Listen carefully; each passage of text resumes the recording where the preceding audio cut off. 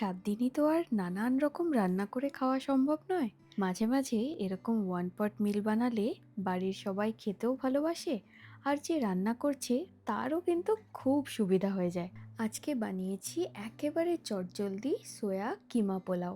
তবে এটা যদি কেউ নিরামিষভাবে বানাতে চায় তারা পেঁয়াজটা বাদ দিতেও পারে।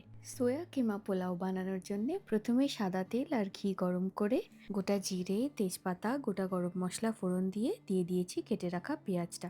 একটু ভেজে কেটে রাখা আলুটা দিয়ে দেবো আদা বাটা, হলুদ গুঁড়ো, স্বাদ মতো নুন।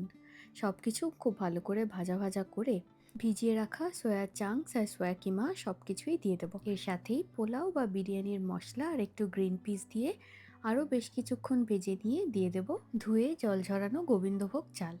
এরপর সব কিছু খুব ভালো করে মিশিয়ে ২-৩ মিনিট নাড়াচাড়া করে ফুটন্ত গরম জল আর স্বাদ মতো নুন দিয়ে ঢেকে দেবো। ১০-১২ মিনিট পর ঢাকা খুলে অল্প একটু চিনি দিয়ে আরও কিছুক্ষণ ঢেকে রেখে একদম শেষে উপর থেকে ঘি, ধনেপাতা কুচি, অল্প একটু জায়ফল, জয়িত্রী গুঁড়ো আর একটু গরম মশলা দিয়ে ঢেকে রেখেছি। এটা বানাতে খুব বেশি হলে ২০ থেকে ২৫ মিনিট সময় লাগে। একেবারে ঘরোয়া উপকরণ দিয়ে তৈরি, কিন্তু খেতে কি অপূর্ব যে হয় কি বলি।